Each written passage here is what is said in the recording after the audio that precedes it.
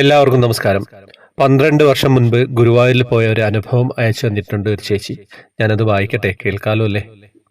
ഞങ്ങളൊരു 12 വർഷം മുമ്പുള്ള പോയ കഥയാണ് ഗുരുവായൂരിൽ. ഞങ്ങൾ 3 പേരാണ് പോയത്. ഞങ്ങൾ ആദ്യമായിട്ടാണ് പോകുന്നത്. അങ്ങനെ ഗുരുവായൂരെത്തി. ഗുരുവായൂർ അങ്ങനെ റൂം എടുക്കാൻ കുറേ നടന്നു. എവിടെയും റൂമില്ല, എല്ലാം ഫുള്ളാണ്. അങ്ങനെ ഞങ്ങൾ വീണ്ടും ഗുരുവായൂർ കിഴക്കേ നടയിലെത്തി. അവിടെ ഇങ്ങനെ നിൽക്കുകയാണ്. അപ്പോൾ ഉണ്ട് ഒരു പ്രായമുള്ള അച്ഛൻ നമ്മളോട് ചോദിച്ചു, എന്താ മക്കളെ പ്രശ്നം? ഞങ്ങൾക്ക് എവിടെയും റൂം കിട്ടിയില്ല എന്ന് ഞങ്ങൾ പറഞ്ഞു. ഞാൻ 500 രൂപയ്ക്ക് നിങ്ങൾക്ക് റൂം എടുത്ത് തരാൻ വന്നോളൂ എന്ന് പറഞ്ഞു. അങ്ങനെ ഞങ്ങളുടെ കൂടെയുള്ളവർ പറഞ്ഞു, എന്തായാലും ഒന്ന് പോയി നോക്കാം. അങ്ങനെ ഞങ്ങളെ കൂട്ടിക്കൊണ്ടുപോയി ഒരു ലോഡ്ജിലേക്ക്. അവിടെയുള്ള റൂമുകാരനോട് ആ അച്ഛൻ പറഞ്ഞു, ഇവരങ്ങ് കണ്ണൂരിൽ നിന്ന് വരുന്നതാ, ഒരു മുറി കൊടുക്കണമെന്ന്. എന്നിട്ട് ആ അച്ഛൻ തന്നെ നമ്മളെ കൂട്ടത്തിലുള്ള ഒരു ചേട്ടനെയും കൂട്ടിയിട്ട് മുറി കാണിച്ചു തരാൻ പോയി. നമ്മളൊക്കെ താഴെ ഇരുന്നു.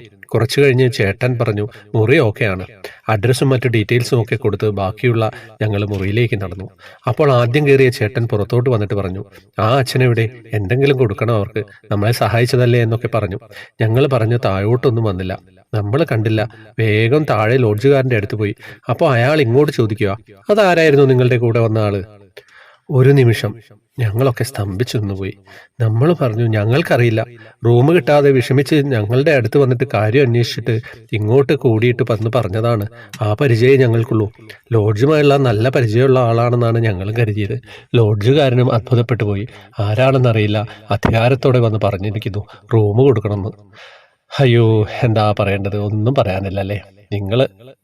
നിങ്ങളുടെ ഇഷ്ടമാതിരി വിചാരിക്കാം നിങ്ങൾക്കത് ആരായിരിക്കുമെന്ന്. ഞാനത് പറഞ്ഞിട്ട് നിങ്ങളോട് കൂടുതൽ പറയുന്നില്ല.